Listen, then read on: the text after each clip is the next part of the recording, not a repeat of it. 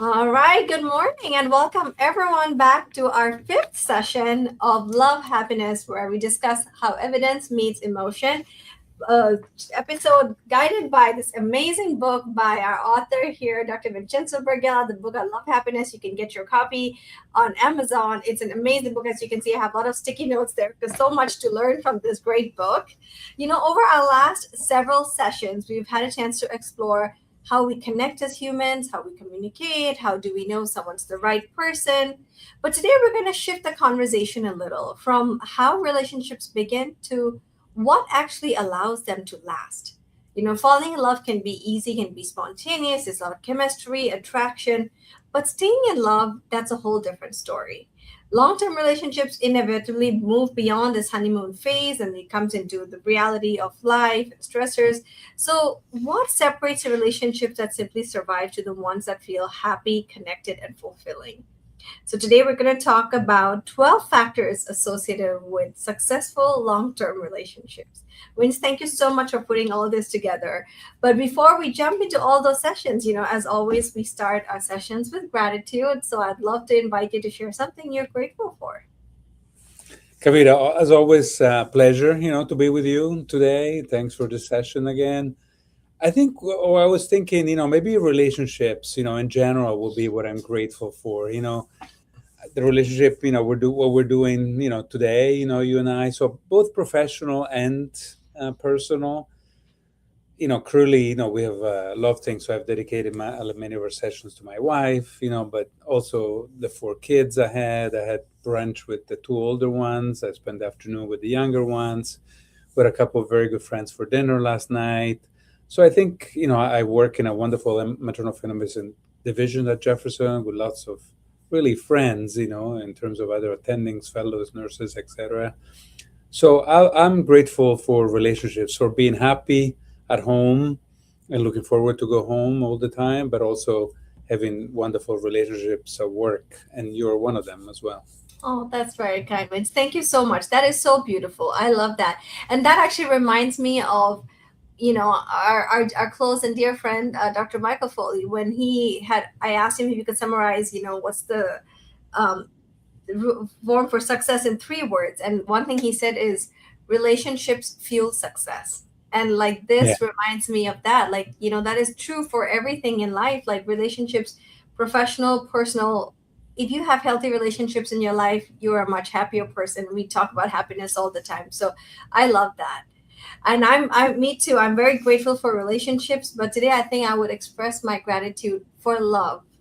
But love, not always just romantic. I feel like when people hear the word love, it's romantic love. But the truth is, love takes so many shapes and forms and everything. Love for nature, love for existing, love for doing the work you do, love for the people in your life, love for pets, love for love. There's love around us all the time in every second of our life. So just to take time and to be intentional about noticing those things, continue to fill our lives with love. So that's what I'm grateful for. Beautiful, beautiful. Oh, thank you. And so, I'd love to jump in with this wonderful list you came up with, which is the 12 factors with successful long-term relationships. Can you share with that list with us? And then we can, we'll probably love to just go into each of them and expand on them a little bit more. Yeah, beautiful. And this gives us a chance to go in more details. With that 4 parts already, this is the fifth one, so people can refer to the other Mm-hmm. for hour-long sessions we did. For today, we're talking about communication, emotional connection, commitment, so important, fostering mutual admiration between the partners, be with someone who brings the best out of you, not the worst out of you, sharing goals, short and especially long terms, keeping the passion, solve your solvable problems. There are always going to be problems you need to address, accepting your partner, and what I call I love you despite. We're not perfect. Willingness to give up on something, not only in the partner, but in life in general. Having reasonable expectations. Not everything is like in the movies. And have some productive fighting. There are some things you can disagree and you can work on. So I think that those are helpful kind of summary, major factors that if you work on can bring long-term empathic love. That's beautiful. And I think those are so important. And I love, like, you definitely, it shows that you'd spend time thinking about this very, thoroughly. And there's a lot of evidence to support all of them that you added here. And especially the first one you talk about, effective communication is what you wrote there. I think this one's really a very, very big one, and what are your thoughts about what do you mean by effective communication in your worlds? Yeah, I also put it as number one because I think it is the most important Most, part. yeah. You and I brought up before the fact that partners should communicate at least an hour, maybe a little bit more, a little bit less, every day, one on one. I just love getting together after a full day of work with Federica and talking about, her day at work, an appointment to the doctors for the kids, some issues at their schools, any issues about the house, how can we just improve our lives and just talk, everything is important. Sometimes actually the small things, as you know, Kavita, are most important. Who does the laundry today? Who helps doing the laundry? Maybe it's the Mm-hmm. third person. Um, and I think that needs to be daily and really like almost scheduled, mandatory. The same way you have a meeting with your divisions or you have to attend a school meeting for your kids or whatever. I think this is so important, and part of that, I think a big part of that is listening. Uh, Mm-hmm. just let the other person just talk freely about whatever they want to talk. It could be about a reel they've seen on Facebook. Nothing is too stupid or too Yeah. important, and a new idea, and you don't have to correct them. Sometimes you don't have to find a solution. Obviously, for some things in the house and with the kids, you have to help find a solution. But Right. I think communications is at the basis of everything we'll talk about. Mm-hmm. Compromising later on, changing maybe a little bit. But Mm-hmm. first of all, it's communicating as much as you can on a daily basis with your romantic, long term partner. I love that, Mint. And so if I'm hearing this, I think a few things yeah, shine out to me is like, first of all, it's also the depth of the conversation, communicating Yeah, with depth, right? It's not just, hey, how are you? I'm good. I had a good day, like how we talk to friends. I think with your intimate partner, this is where you really want to continue to bring the depth and practice talking about emotions, feelings, what's going through your mind. And I was listening to a podcast recently about communication, and they said one of the most common pitfalls humans make in communication is the illusion that the communication happened, right? Which is basically you said what you want to say, but you think the other person already heard what you said, but it's not. We assume people understand what we said exactly how we intended it to, but that's where communication comes in, is like it's two-way. You have to make sure you're communicating and also that the other person is hearing and hearing what you said to avoid misunderstanding, right? To make sure you're definitely on the same page. And I think another very common one in relationships that, you know, even for me, I will say I was guilty of this before too, in my younger years dating, is assuming or expecting that your partner should be able to know what you're thinking, right. right? I feel like this is so common, right? They're like, oh, they love me. They should know that this is what I want. They should know that I would have liked this. They should know I don't like this, right? Like I feel like that so much of that is perpetuated when you're newly dating or younger years, but you realize that as you get older, true healthy relationship requires shared accountability on both ends, and communicating your needs clearly is a very important aspect of holding yourself accountable in that relationship. Expecting your partner to read your mind is not fair. Your needs are not going to get met. And you're putting a lot of pressure on the person who's supposed to sit there and guess all the million thoughts that's going through your brain, right? So I think that's a really important aspect, is being able to If you know you want something, being able to talk to your partner and be like, hey, this is where what I'm feeling, and this is what I need at this moment. And I love, in your book you highlighted three ways of doing that. Is, you said mirroring, validation, and empathy. You talk about those three concepts, which I thought were really beautiful. Can you share with us a little bit about that? Yeah, I love the expression also putting yourself in your partner's shoes. Like when we communicate, often we think, how can we put our own experience into that? Like, Mm-hmm. you're talking about you giving a talk and he was anxious, and then you say, oh, yeah, yeah, I've given 10 talks and I was so anxious too. That's not communication. You're Mm-hmm. talking about yourself. Right. You put yourself in the other person's shoes and say, okay, you were anxious. How can I help you? Let's go more into detail. So mirroring, like you say. So, for example, a good segue is like, okay, I hear you're nervous before giving a talk. How do you feel? Uh, have you read about this? In a Mm-hmm. way, I've heard from other people that can be normal, or there's, maybe that enhances your thing. But how can we help you? Do you have any solutions yourself? Have you talked with anybody else?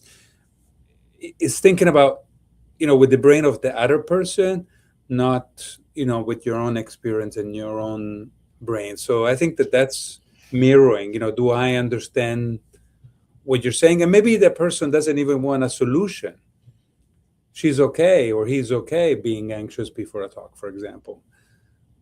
But they want help. They want to support. They want us to say, okay, I understand that that's a struggle for you, that's a difficult time. And that's all they're looking for, kind of a conversational hug of Mm. support, which again, you can do best just by listening and agreeing with where the conversation is going. Um, One thing I love about conversations is, when your partner knows you well, is sometimes communication is also nonverbal. Mm. You can maybe, you can see in, your husband's, how he walks, or, how his face is, that there is something going on. Mm. And my wife is great at knowing that and having it come out, because I'm actually, in the past, I wasn't that good at, manifesting everything that I'm thinking. And she's relentless. What are you really thinking? Or, is this bothering you? Are we doing the right thing? If you don't agree, tell me. I love And that. again, one on one, the kids should not be around, friends should not be around, should be, so you're free of being yourself. Mm-hmm.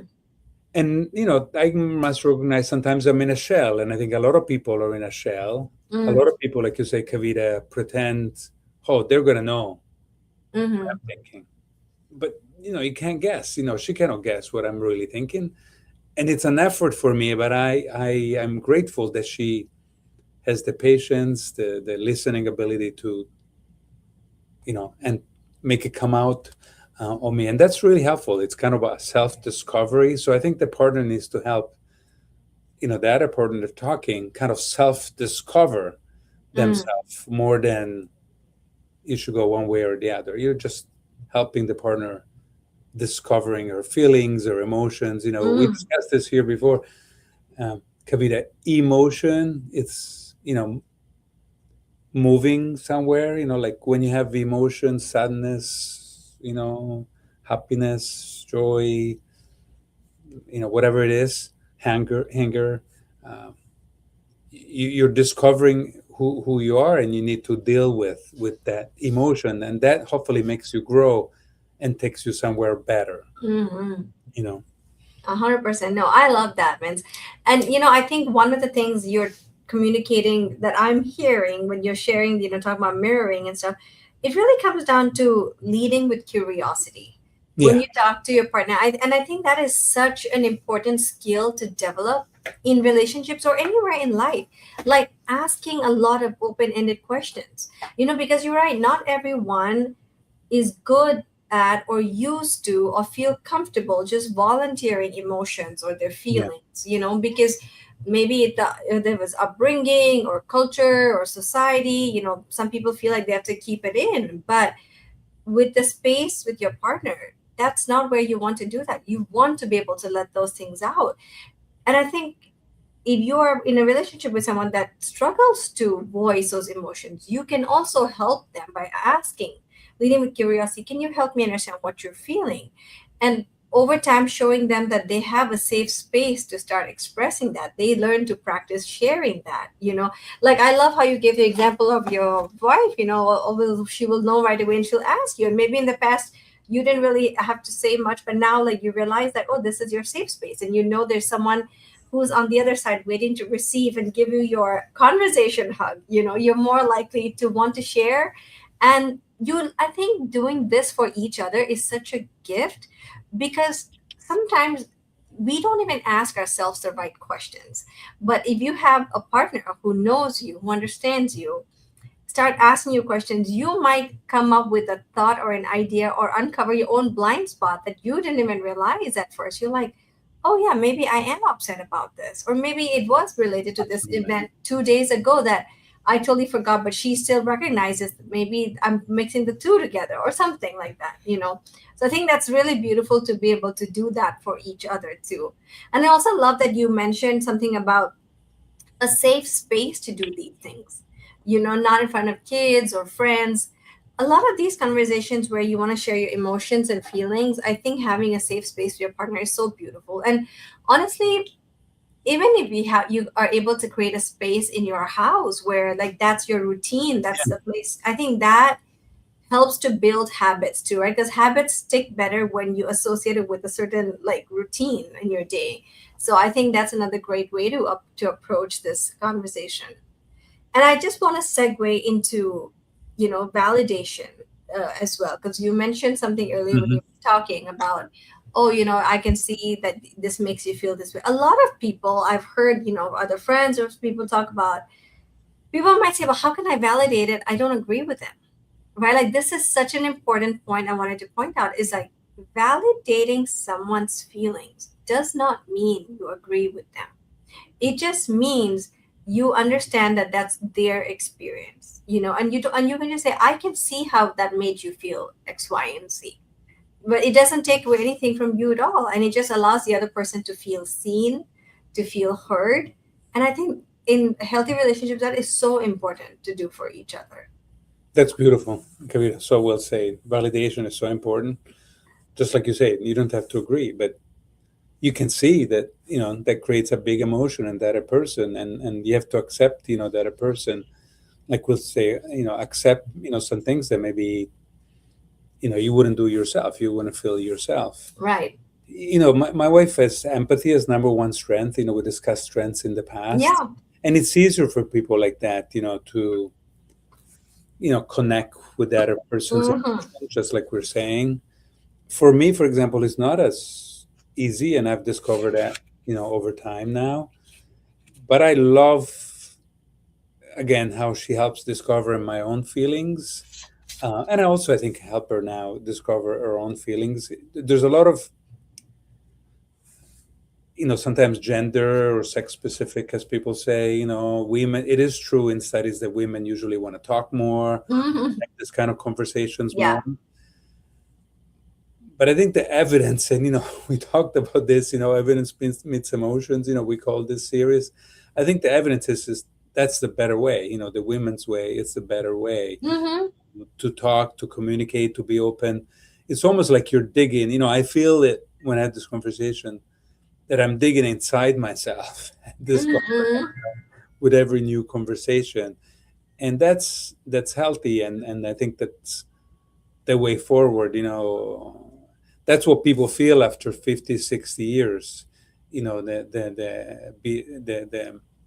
The skill of being able to truly be honest with themselves first, and then with the partner, and having the validation you talked about. No, I love that. And also, sometimes you mentioned this in your book too, that especially when you're meeting the person from the opposite sex, especially if it's a guy or a girl, whatever, Sometimes initially you might like that someone seems so confident, they don't talk about emotions or anything very much, because you might think, oh, that because they got it all together, they don't have big feelings, they're so confident. But actually the person who's more sensitive, who talks about emotions all the time from very early on, which a lot of women might, say like, oh, that guy's too emotional, that actually might be the place where you end up having a healthier relationship, because that person actually knows how to communicate your emotions, versus someone that who might come off very tough, very confident, but really struggle to voice their emotions, and push a lot of things under the rug. So, and that's the thing. I think communication is just like anything in life. It takes a lot of practice to do well, Mhm. especially with your partner, because everyone has such different communication styles, different ways of how they like to be heard, how they like to share. So practicing that with your partner and figure out what does that dance step look like for you guys, and I think continue to work on that and continue to make it better is so important. You reminded me of what we talked about, I think, in the second or third part, the different, styles of attachments. Yeah. Like, if you're secure, you can share more, you can listen more. If you're avoidant, the 20% of people who are avoidant, it's really hard, to Yeah. communicate, to open up. But we did see, and there is data that can be changed, so Yes. at least they can be discovered. And then, you have to accept some parts of the other person's character and attitudes and background and, kind of emotional style. Mm-hmm. But the evidence was so overwhelming that the better you can communicate, the more deeply you can go into discovering the other. Because the next point is emotional connection, being emotional connection, one of these 12 factors we're talking about. Mm-hmm. And once you have this deep communications really open, um, then you feel emotionally connected. Then you feel like, okay, this person really is listening. This person really cares about myself. Yeah. You say the validation, this person accepts me, the way Mm-hmm. I am. This person is not here to change me, but is here to just support me emotionally, which is really what we are mostly looking for in a romantic relationship. Um, so I think getting to that emotional bond through communication is the next second most important factor. What do you think? I completely agree. And I think the main gateway to that emotional connection and even human connection in general is vulnerability, right? And you talked Oh, about beautiful. that as well, right?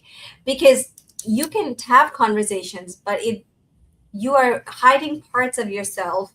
Because at the end of the day, everyone is just waiting to be able to have a chance to say, oh my God, I felt that way too. And I thought I was alone. But if you have someone open that door to share those things vulnerable, people think being vulnerable is weakness, but it's not, right?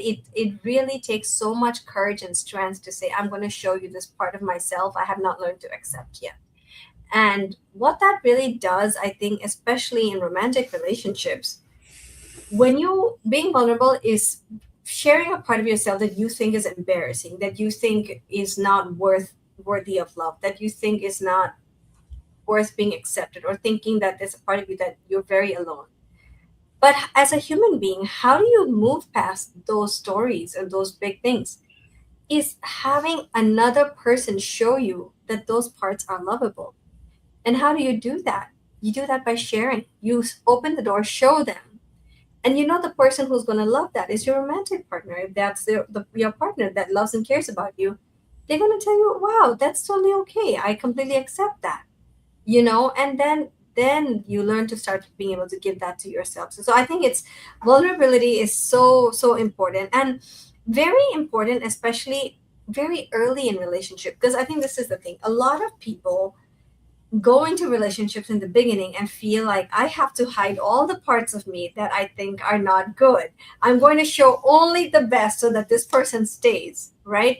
And I think it's human nature. We do that. And I realize this because I have some clients I coach. And recently, I was like last week, I was coaching my client, and she was, seeing a new person and dating. And we're kind of going through it. She's like, yeah, I feel like I can't show some parts of myself because I'm not sure if that will push him away. I was like, but that's when you want to show it early in the relationship, because you really want the other person to know who you truly are. rather than showing them this glitz and glam.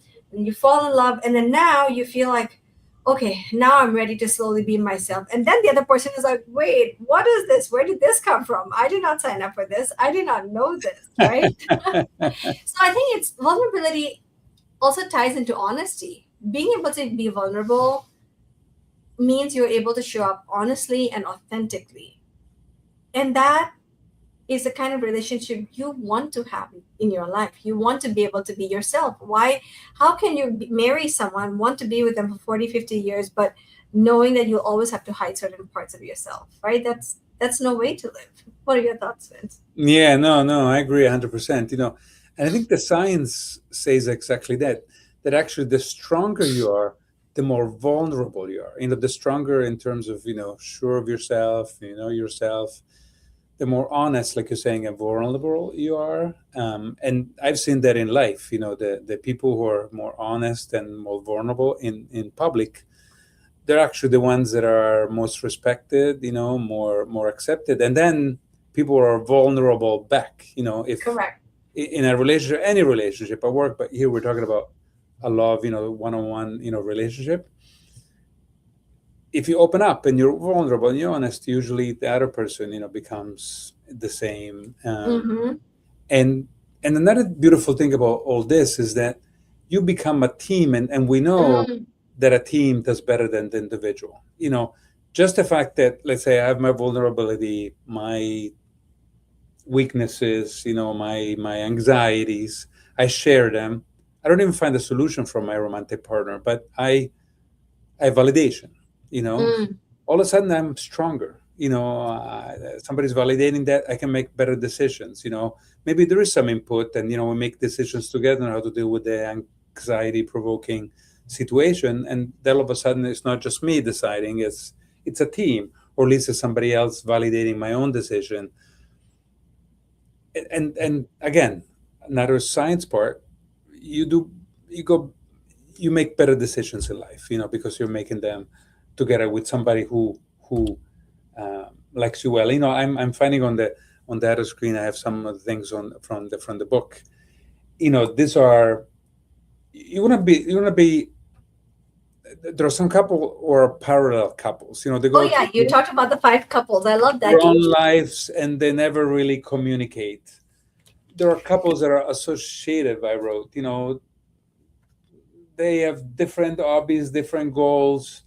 They share the roof, so to speak, but that's all they're sharing. Mm-hmm. They're a refuge couple, people that are escaping for something outside and they find some refuge just by having somebody else live in the same space. But what you really want is allied couples, people who really, like we'll discuss, have similar goals, similar, what did you say, similar empathy and being able to be honest and sharing, their own Mm. inner side. Yeah.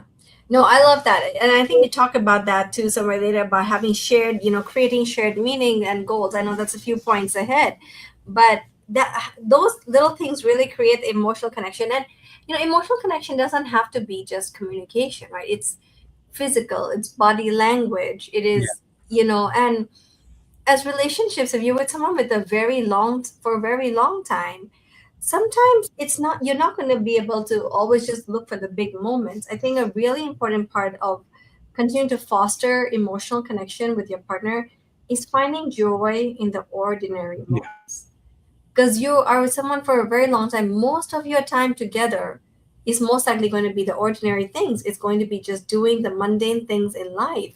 And sometimes a lot of people think in that moment that, oh, we've lost a spark, or like, things are boring. Maybe it's time to find. But if you practice finding joy in those little things, then you continue to stay emotionally connected, and acknowledging it out loud to each other. Say, oh, make acknowledge the small gestures you still do for each other. Hey, thank you so much for taking the trash out, or just making the ordinary moment extraordinary.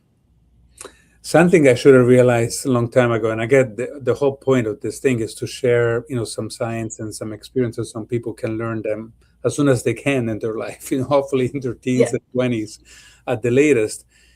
Is exactly what you say. Like what I look mostly forward to. I love all my, the whole 24 hours in a day. But speaking with my wife, which happens usually either early in the morning or in the evening, is the best part of my day. I used to hate shopping. Now that I can do the shopping often together, and that means we can talk to each other and have quality time. I love shopping. Uh, and I think it's the commitment. The next point we're making is the commitment to each other, putting your partner as number one. I may have mentioned this before. When I was younger, my mom was a big part of my life. Kids, are obviously so important in my life, but truly, siblings, but truly, your partner should be number one, above your siblings, above your kids, as difficult as it is to say, above your mom or dad, above anybody else. And you should make time, commitment, again, communications, validations, etc., with them as number one. So everything else, if you're deciding what to do on a weekend, your partner comes back. If you're deciding what to do in the evening, or if you're deciding on a trip, if you're deciding on, you know, how to do the house, on how to raise your kids, your partner is always first. Yeah, no, 100%. I love that. And I want to share a little bit of my own story too, because, like, you said the part of the day you look forward most to is, spending time with your wife and Yeah. talking. And I agree, it's the same. And, sometimes if you're in a relationship where both parties are so busy, they're like, what do you mean I have to talk to my husband partner for an hour a day? I don't have that time. Our schedules are completely opposite. Even if you come up with a routine to stay connected somehow, even that alone can be the best part of Yeah. your day. Like I would say, share, like my husband and I, we both also have very busy schedules. Sometimes I'm up before him, sometimes he's up before me. We might not always have the mornings together, sometimes he's traveling. But one thing we never stop doing, is that we've been doing since we were dating, is we always send each other a good morning text expressing gratitude for something that we each have done. And it's what I look forward to most in the day. Like sometimes That's he has good. a busy morning and he'll send it in the afternoon or even in the evening. Like, but we always start the morning by saying, I love you because. And what, That's great. yeah, so this is, it's amazing. And so we'll say good morning, blah, blah, blah, and then we'll say I love you because. And it can be anything big or anything small. Or like yesterday I went car shopping. I need a new car. So he was there with me the whole time, supporting me, helping me find stuff I couldn't find. He drove to the dealer for me. So even something like that, here I this morning I texted him and I said, I love you because you support me and help me accomplish the things I'm trying to accomplish. For him, he might just think he's doing it's just like that, but expressing that gratitude makes a big difference. And we do that for each other every single morning. And it's been 6 years, and you never run out of things to thank each other for. You never run out of things to tell each other, I love you because of something. And I think that is also that like I said, like you create a routine to connect with your partner, and it's something you both look forward to every day. I think that's one little activity that you can walk away with. Yeah, yeah, that's beautiful. I love it. It brings up, in a way, the fourth point, of this part is fostering admiration, between each other, Yes. because love you because and it doesn't have to be that you won an award or the Nobel Prize or you saved world's hunger, whatever. It can be the small things. I'm not going to force you to make too many you know exact examples, but it could be, thank you for the laundry, thank you for Yeah. making an appointment for me, thank you for helping me buy a car. It could be anything. My wife is now busy at work and learning lots of new things, and I Mm-hmm. really admire what she's doing. um I admire what she's doing with the kids. I admire her relationship with her sister, and voicing that, focusing on the many things that are good, positive, focusing on the positive. It's so important. So well done. No, I appreciate that. Thank you so much. Yeah, and just so I want to go back a little bit to the commitment point that you brought up. Is It's so important because love is an emotion. It's a feeling, right? Feelings come and go. And even for me, like when you're dating, when you're younger, once you start feeling like, oh, the spark is not there, you feel like things are kind of like reached a plateau. A lot of people might say, I think I've fallen out of love, or they tell their partner, I think I don't, I'm not in love with you anymore. But that's not real, right? Love is a choice. It's a choice to commit every day, regardless of what emotions you're feeling. I think that is the important thing, because there are going to be days you're going to be frustrated at each other. There are going to be days you have other stresses in your life. But that's where the commitment piece is so important. It says, this is a place I'm choosing to be. And I think that's just a differentiation I wanted to point out. And and then going towards like our next one is like being with someone who brings out the best in you is so Mhm. important. I love how you talked about that, Vince. Can you share a little bit about this point? Yeah, I made the example before, for example, that Fede, my wife, makes me talk about my emotions sometimes more than I am aware of, that I'm used to do. Even on small things, it could be something that, a dinner, thing, do you like it or not? And, really telling the truth, not just complimenting, each other because you want to compliment each other. Or again, some decisions for the kids, going, because I'm actually myself, I am a yes person, for sure, so I tend to avoid conflict. And these are minor decisions, let's just move on, we can decide on this school for them and that's it. But do I really feel about that school? Is there another school maybe I prefer, and why? And I think some people have problems with expressing themselves and saying exactly what they're thinking. And this has made me much better. This prodding by her has made me a better person. So I think I'll make another example. If you live by yourself, in general, even without a good partner, like we're describing, you tend to be sloppier. Maybe you're not making your bed. Maybe the house is not so clean. Maybe you're not as well dressed at home, whatever. Um, Having a partner, and for me also having kids, you always want to be your best, right? And that's what it means in all kinds of things that are easy for you, and things like, for example, empathy and communication that may be harder for me, for example. And so I really, because there's some people that bring the worst in you, right? Mm. Some people who maybe you're negative, they bring you down. They just complain about anything, the weather, politics. They focus on the bad parts of work, the bad parts at home, instead of saying, I love you, because they say, I don't like you because, all the time, you know? and and you don't want that. Those are people who are bringing the worst out of you. They're bringing you down. And I can feel, a scuba dive, Kavita, and with a little breath, you can go up. And if you take a breath out, you can go down, as your oxygen, you have less air in yourself. And I feel it with people. I feel like, Mm. this person is making me float. I feel so much better. And this other person is taking the life out of me, and I'm just going to the bottom. I better get out and interact with somebody who, makes me float again. Mm-hmm. No, Uh, that's so important. yeah. No, I love that. That is so so important. And I love that you shared. You said you're a yes person, and but being able to move from that to being able to say I can actually share my needs honestly here. Yeah. I don't have to. So, and I think this is really important because that was my problem too. I am very much used to be a people pleaser, right? And this is by nature, and not just relationships, but like everything in general. And then but when you're a people pleaser, especially in a romantic relationship, you tend to be people pleaser on steroids, basically, because you care about this person, you want to say yes to everything. But then you realize that over time it is so important. If you keep doing that, you say yes to things that actually you don't want to do. Over time, you start building resentment.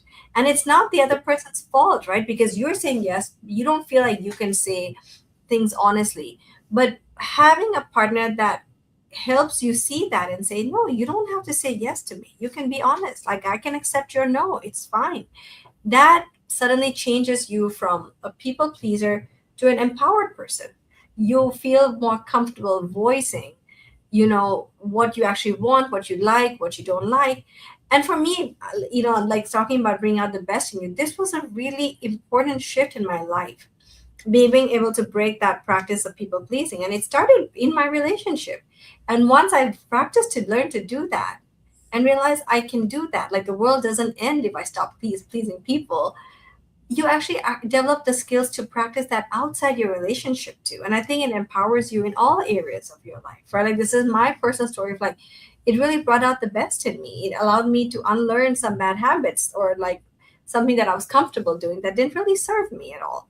So I think so. And it's even when people ask me in the beginning, how did you know your person's the right person, and things like that.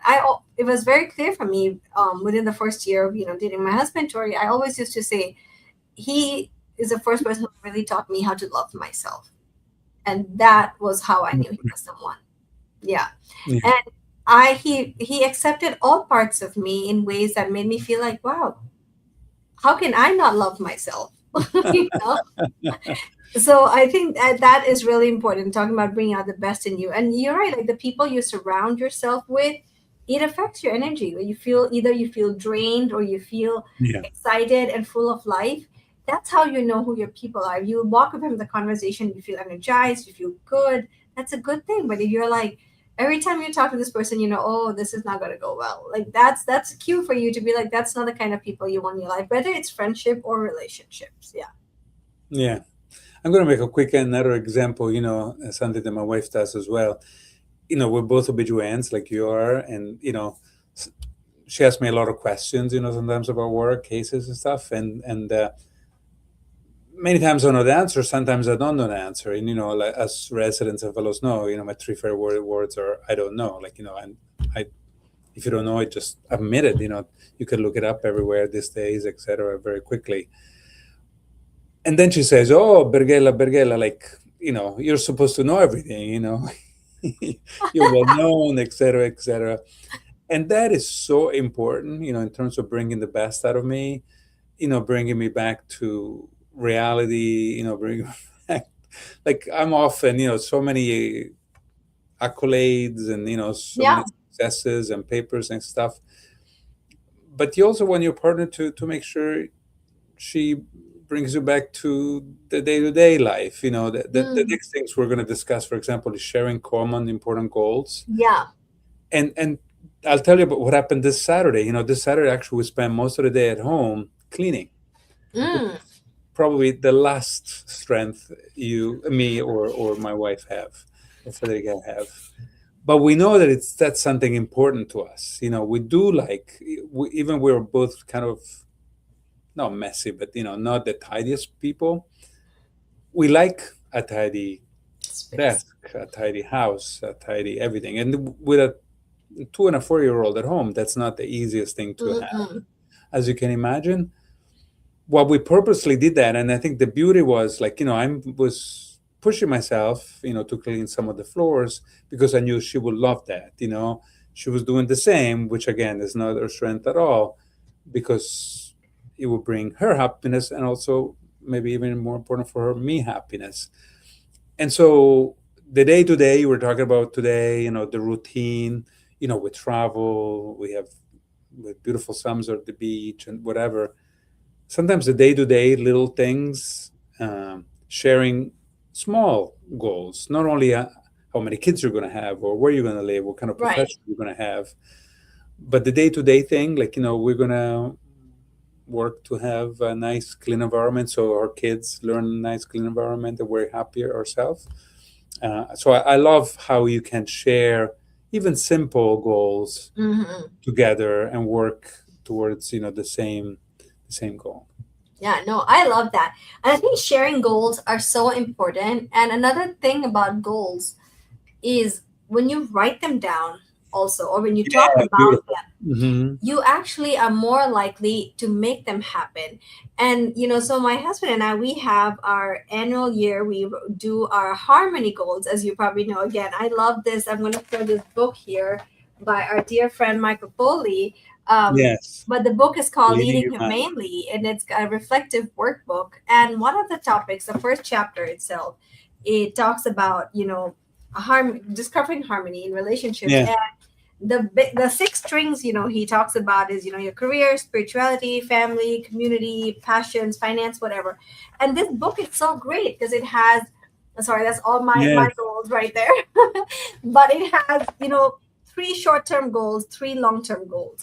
And I think even just use it. I love this model because I think it's very practical and easy to do. And I encourage couples to do is sit down, take some time once a year, write down what your three short-term goals are, your three long-term goals are, and your partner does the same. And the beginning of the new year or either halfway through the year, sit down and compare your notes and talk about them, right? And then you really start to then see, oh, what does he or she want to do and what your goals are. Then you are able to support them. You're able to find things that, oh yes, that's my goal too. This is our shared goal. And you kind of make it more real and you talk about how you're going to achieve that. And I think talking about achieving a goal together, creating a project together, also adds so much life to the relationship because it's like, oh, this is a new activity you're doing together. It can be planning a vacation, it could be, starting a new career shift or a move, or like you said, having kids, or, I think it just opens the doors for so much more fun, exciting, adventurous conversations to come with it too. So, yeah, setting goals together is really, really important for a successful relationship. Yeah, I think what kills a relationship sometimes is boredom. Like, Yes, monotony. Yeah. doing the same thing all over, especially if, most of us really at some point like a little bit of change. We like the routine, but maybe we clean with a different song, or we travel to a different place. And the Mm-hmm. next thing we're going to talk about is keeping the passion. Right. Part of keeping the passion is also kind of reinventing yourself. Some periods of your life, again, you may want to travel far. Some you would travel near. Some you would just, explore your city instead of going to Thailand. It was a beautiful place where you're from. Um, and we have a whole part of that. We have a whole big section on sexual intimacy. That's certainly part of keeping the Yes. passion, and it may change over time. It should change over time. Things should be different, in terms of also sexual intimacy. There are some standards. I think I said this before, Kavita. My mom, when I was really young, maybe my late teens, said, "Oh, the most important thing in a relationship is sex," and she meant, she was happily married with my dad for over 50 years. Um, and everybody's different. I'm not sure that that's for everyone. Like my mom, the number one, but I think that's usually a part that, depending on the person, you should communicate, be open, find Mhm. compromises.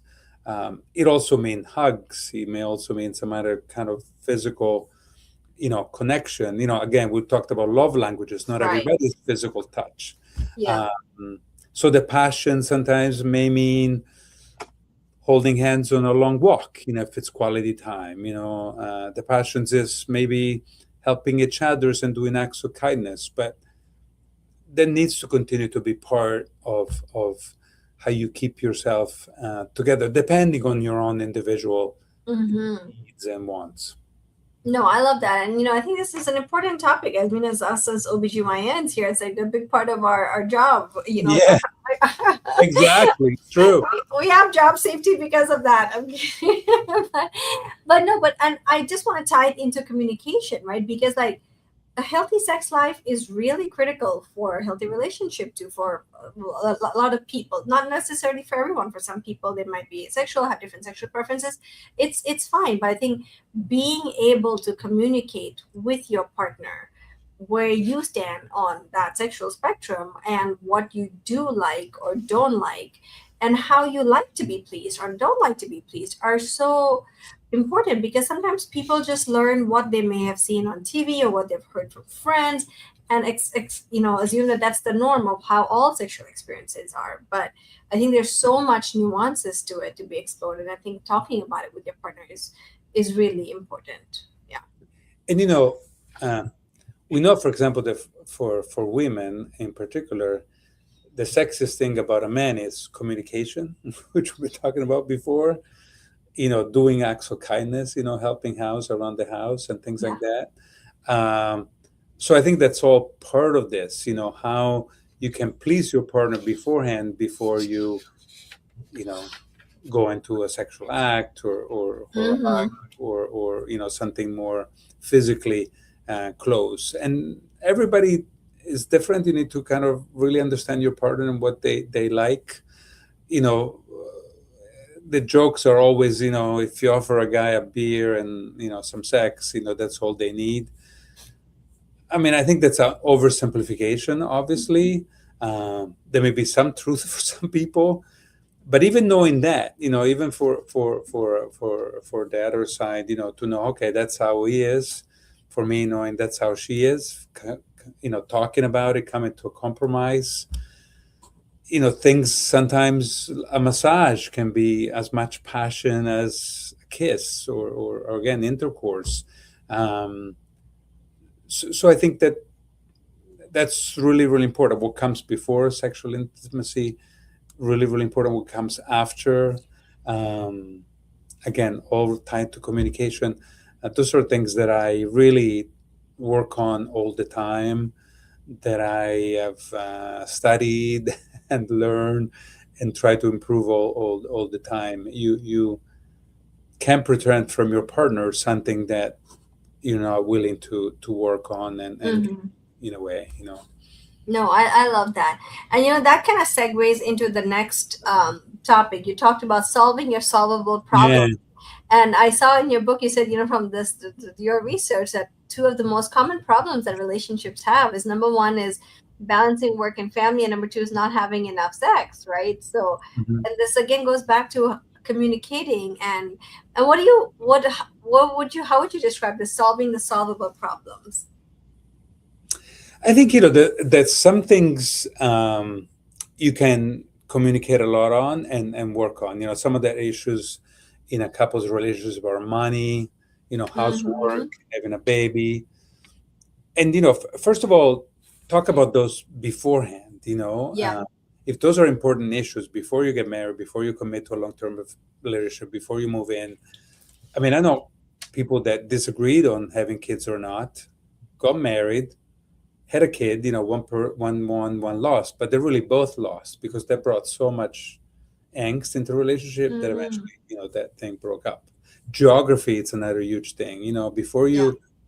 you should decide, yeah, we're going to live in, Phoenix, or we're going to live in Philadelphia, or we're going to live in Timbuktu or whatever. Those are important things that you can't really solve, if you're on two different planets. Right. Well, many, many other things, I made the example before of cleaning, you can solve. Like, once in a while, and Saturday was the day for us, Federica and I clean. But most of the time, we have a house cleaner come Mm-hmm. probably two, three, four times a month, sometimes every week, depending on how dirty the house is. We have an au pair that sometimes helps, with the kids' Mm-hmm. laundry or the kids' dishes. And if you can afford it, you solve that problem. Right. If that's not your strength, so you can solve a lot of these problems. You have financial issues. Okay, you compromise and you find a better job. You support a partner to get a better job. um, I think it's and it's important not to fight about it repeatedly. If you're fighting and you're finding yourself tachycardic and your sympathetic system taking over, take a 20-minute break. Right. Don't go to sleep with that problem still around. We talked about solve them right away, but be able to come to some agreements. And then the last point I want to make, Kavita, is some things are not solvable. Mm. They're not, you know, and some people don't want to come to compromise. And I think one of the next factors, we say at some point you have to accept Mm-hmm. some difference and you have to give up on Mm-hmm. some things. If your partner really has to live with their family, her family lives in Bangkok, and it's hard for you to live in Bangkok, but you love that person, you love everything else. At some point, you need to give up on something. I mean, Federica did that for me. She knew my kids were here. She came from Italy and restarted her whole career. Uh, it's really hard to do. I think only few people can do that. But before you have kids, before you have a established long-term relationship, kind of solve what you can and give up on some Mm-hmm. issues. No, so beautifully said. I really love that. And I think acceptance, we're down to the last 5 minutes here. So I just want to touch because I think the acceptance is so, so important. Yeah, And this is not just relationships. I think this is everything in life. And, I heard this quote by a favorite author of Eckhart Tolle is all suffering comes from wanting the present moment to be different than it is, right? And that is true. With the present moment, the person in front of you, whatever, wanting anything to be different than how it is going to make you suffer. Like the first step to creating any change, to being happy, to anything, it starts with fully accepting what that moment is. Because I think even from a biological state, if you are upset about something, you're like you don't like this thing, it's making you feel very unpleasant, and you reject it. You're like I reject this moment, and you're building this kind of rejection wall. Your brain is all flooded with these stress hormones. You're not even thinking about what you can do about the situation because you're just so annoyed, so frustrated, so upset. All these negative emotions come up because of rejection. The moment you accept a person or a situation, you transmute that whole experience into calm. And now you can think about, yeah, okay, I accept this for what it is. Now what can I do about it? Because every time before acceptance, if you're in the mode of rejection, what you're doing is you want the other person to change. You're in this phase of like, you have to change, you have to change. But we all know now asking another person to change is a battle you'll never win, right? But once you accept, you're able to think clearly how you are going to control what's in your control. How can you influence the situation? Because you can't make another person change, but you can change yourself in a way that then invites them to meet you where you're at, right? Especially if they love you, they will. So it's kind of, it takes patience, it takes a lot of practice, and but it is probably the most important thing you can do in anything in life. and you're willing, relate to what you're saying. You're willing to give something. Yes. You know, I'll make a quick example. Which is personal, but probably somewhat common. I actually played Kavita my first round of golf ever. 62 a couple weekends ago Oh wow, fun. with my second son, and it was a lot of fun. But it took 3-4 hours, to do that, and it was a lot of bonding, and stuff. And now I want to do that all the time. But I always knew the golf in particular. Like if you play a soccer match, it's usually an hour or an hour. Like golf, it's longer. Sure. If you go to watch a football game, it lasts 4 hours. There's some things that take away from, for example, your partner often if she's not playing golf with you or coming to the football game with you. And at some point, I know that I would have to compromise and give something up. I know that Pietro, my son, will call and say, look, let's go play golf, but I really want to be with my wife for whatever reason that day. We're doing something else, and she, whatever it is, we have to go to grocery shopping or we just want to take a walk together. So you need to give up something. Could be geography, could be financial wealth. Because you're supporting the partner. Could be you're giving up on kids, or you're giving up or not having kids. And some things are major, but you, you know, having realistic expectations in a relationship is truly super important. You know that at some point you have to gonna give something up that it's even major for yourself. But again, like you and I do, concentrate on the positive. There are, 100 some things that are positive. Okay, there are 5 things that I wish they were different and I would have to not give up, but you can't do it all, and you can't have it all. 100%. No, you that's so important. And the last couple points here that you talk about is also having reasonable expectations of love, right? Like you don't. A lot of time people walk into a relationship like, oh, this is what I'm looking for, and that you have a whole checklist. And if they don't meet the full checklist, you're like, oh nope, I'm not settling for less than that. I think it's nice to know what you want, but also be realistic about meeting the person where they're at. And I think very important when you're coming up with a list of what you want or what you think are important, really focusing on things that will last forever is who they are at a core value, who the things they care about, not just the physical aspect, but truly the core values is I think the important topic. Yeah. Yeah. I mean, we're coming up at the end to the end of the hour, Kavita. I hope that people work on all these things. Yeah. I gave as many specific examples as I could, but truly there is a lot of science.